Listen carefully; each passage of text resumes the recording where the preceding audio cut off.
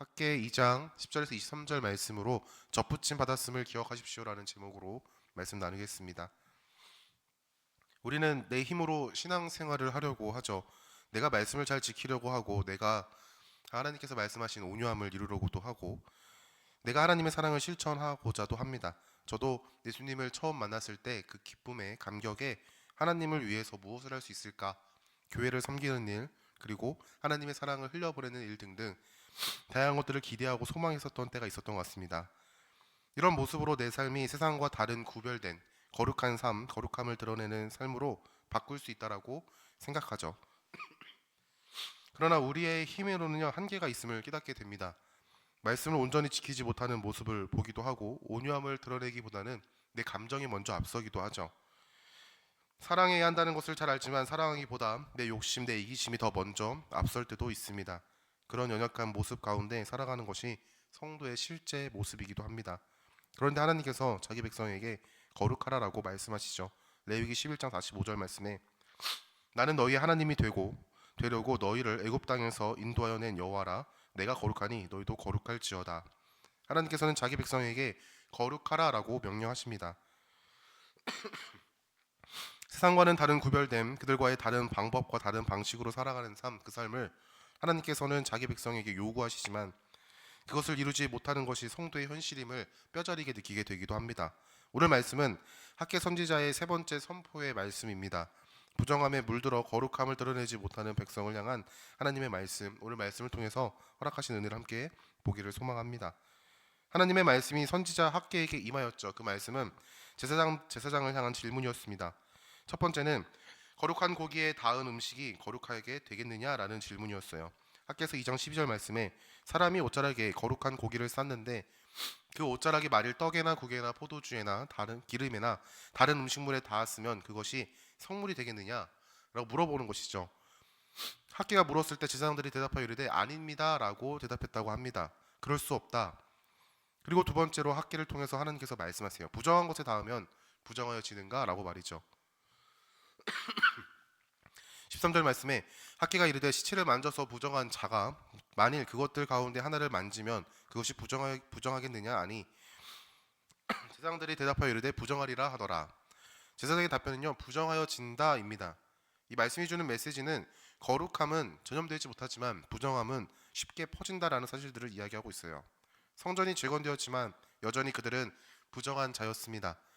그들의 행위는 하나님 앞에 부정한 것이었습니다. 하나님은 이들의 부정함에 대해서 이렇게 못 박아 말씀하시죠. 14절 말씀에 이에 학계가 대답하여 이르되 여호와의 말씀에 내 앞에서 이 백성이 그러하고 이 나라가 그러하고 그들의 손의 모든 일도 그러하고 그들이 거기에서 드러나는 것도 부정하니라. 백성의 마음이 부정함으로 그들의 모든 행위가 더러워졌다, 부정하다라고 말씀하십니다. 우리는 여기서 한 가지 메시지를 깨닫게 되는데 우리의 행위로는 하나님 앞에 의롭다고 여겨질 존재가 없다라는 거예요. 이것에 대해서 개혁주의 종교개혁자 칼빈은요 전적 타락이라는 단어를 써서 이야기합니다.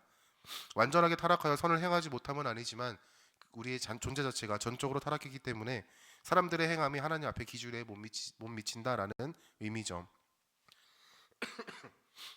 인간의 행위는 한계가 있습니다. 거룩함을 드러내는 것보다 부정에 더 쉽게 물드는 것이 현실입니다.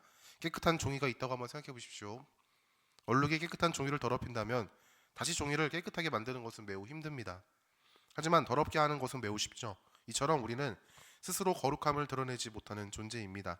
거룩함은 우리에게서 나오는 것이 아니죠. 우리의 행위나 우리의 노력, 우리의 힘, 한계가 있기에 우리에게서 거룩함을 드러낼 수 없는 것이 현실입니다. 그렇다면 어떻게 하나님께서 말씀하신 거룩하라라는 말씀을 지킬 수 있을까요? 그건 바로 하나님께서 하신다라는 사실을 믿어야 합니다.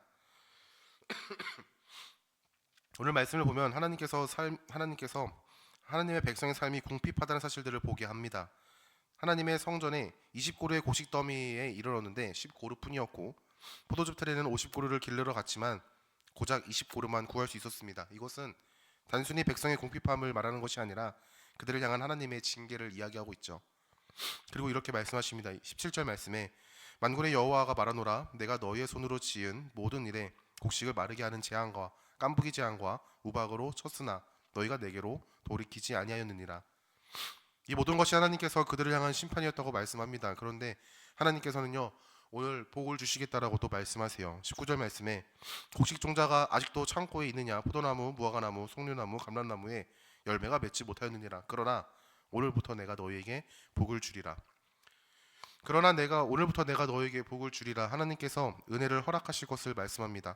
사랑하는 성도 여러분, 우리가 하나님의 말씀을 지킬 수 있는 것은 우리의 힘으로 가능한 것이 아닙니다. 하나님께서 우리에게 은혜를 베풀어 주실 때 우리는 하나님의 말씀을 지킬 수 있죠. 그리고 하나님의 백성으로 세상과 구별됨을 드러낼 수 있습니다. 예수님의 12사도가 있죠. 가룟 유다가 제외된 마띠아가 사도로 세워졌습니다. 교회사에 따르면 사도 요한을 제외한 11명의 사도들이 모두 복음을 전하다가 순교했다라고 이야기합니다. 그런데 마띠아는 성경에 기록되어 있지 않지만 예수님을 배신한 가룟 유다를 제외하고 나머지 11명의 제자들은요, 예수님을 부인했던 자들이다라고 복음서 말씀에 적나라하게 기록되고 있습니다. 예수님을 위해 생명을 바치겠다고 했던 베드로는요, 예수님 앞에서 예수님을 3번이나 부인했던 자입니다. 그런 그들이 예수님의 부활을 경험하고 성령의 임재 가운데 목숨을 아끼지 아니하고 복음을 전하는 사명을 감당했죠.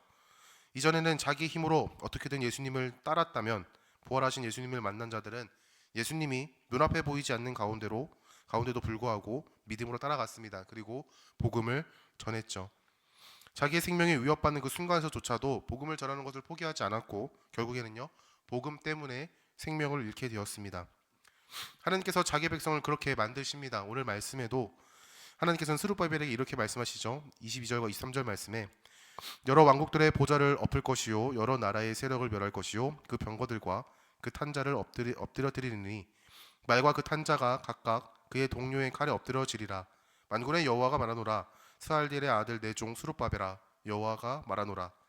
그날에 내가 너를 세우고 너를 인장으로 삼으리니 이는 내가 너를 택하였음이니라. 만군의 여호와의 말이니라 하시니라. 인장은 왕의 도장이 새겨진 반지를 이야기하고 있습니다. 하나님께서 여러 왕국들의 보좌를 엎으실 것이다 라고 말씀하시고 여러 나라의 세력을 멸하실 것임을 말씀하시죠. 자기 백성을 향한 억압을 제거하실 것입니다. 그리고 하나님께서 계획하신 그날에 하나님께서 스룹바벨을 세우고 인장으로 삼으신다라고 말씀하십니다. 하나님께서 선택하시고 하나님께서 일하시는 것이죠. 그런데 스룹바벨을 통해서 하나님께서 이루고자 하시는 일은 하나님의 나라, 자기 백성을 위해서 보내질 메시아의 통로임을 고백합니다. 마태복음 1장에 족보가 나옵니다. 그 족보에 스룹바벨이 등장하죠. 마태복음 1장 12절과 13절에 바벨론으로 사로잡혀간 후에 여고냐는 스알디엘을 낳고 스알디엘은 스룹바벨을 낳고 스룹바벨은 아비웃을 낳고 아비웃은 엘리야김을 낳고 엘리야김은 아소르를 낳고 스룹바벨을 통해서 예수님께서 오셨습니다. 예수님께서 하나님의 아들로서 사람의 몸을 입고 오셨죠. 다윗의 왕조의 회복을 이루셨습니다. 하나님께서 스룹바벨을 통하여 약속하신 구원의 약속이 성취됨을 우리는 볼 수 있죠. 예수님께서는 이 땅에 오셔서 자기 백성을 돌보셨습니다. 무거운 멍에와 같은 행위로 하나님에게 나아가려 했던 사람들에게 찾아와 주셔서 복음을 전하셨죠. 죄로 인해 고통 가운데 있던 자들을 불쌍히 여기셨고 수치심 가운데 하나님 앞에 나아가는 것을 망설이는 자들에게 복음을 전하셨습니다. 예수님께서 찾아와 주셨기에 그들은 하나님의 사랑을 알았고 죄를 멀리하게 힘썼으며 매일의 삶에 하나님의 말씀을 따라 살아감을 기쁨으로 감당하게 되었죠. 이러한 우리의 삶의 방식의 변화에 대해서 요한복음 15장에서는 예수님은 자기를 포도나무라고 가리키고 우리가 접붙임 받았다라는 사실들을 이야기합니다. 접붙임 받은 가지는 이전의 모습 그대로 살아가지만 생명력은 뿌리로부터 받습니다. 즉 성도의 삶은 이전과 다를 거 하나 없는 것처럼 똑같은 삶의 반복처럼 보일지 모르지만 살아가는 원동력, 말씀에 순종하는 원동력은요 이전과 다르죠. 사랑하는 성도 여러분, 우리는 예수님으로 인해 하나님의 말씀에 순종함으로 나아갈 수 있음을 기억할 수 있길 소망합니다. 이 사실을 기억할 때 우리는 세상의 거룩함, 구별됨을 드러내며 살아갈 수 있는 것이죠. 말씀을 맺겠습니다. 예수님에게 접붙임 받은 사실을 기억하십시오. 우리의 삶으로 본다면 하나님의 말씀에 순종할 수 없지만 우리의 생명이 어디에 속해 있는지 알게 되면 우리는 하나님의 말씀에 순종함으로 나아갈 수 있습니다. 비록 내 삶이 100% 하나님의 말씀을 이루지 못하는 삶이라고 할지라도 넘어지지 아니하고 엎드려지지 아니하고 다시 일어나 주의 말씀을 따라 살아가는 것이죠. 순종함으로 나아가는 삶을 통해 거룩함, 세상과는 다른 구별됨을 드러낼 수 있습니다. 학계는 백성을 향해서 스스로 거룩을 증명할 수는 없음을 지적했지만 결국 하나님의 은혜로 스룹바벨을 인장으로 삼으셨고 그를 통해 하나님의 뜻을 이루십니다. 예수 그리스도의 은혜 안에 살아감을 기억할 때 우리는 기대하고 소망함으로 하나님의 말씀에 반응하며 나아갈 수 있죠. 우리가 접붙임 받았음을 기억하며 오늘 하루도 하나님의 은혜 안에서 주의 말씀 따라 살아갈 수 있는 그러한 하루가 될 수 있기를 예수님의 이름으로 축원합니다.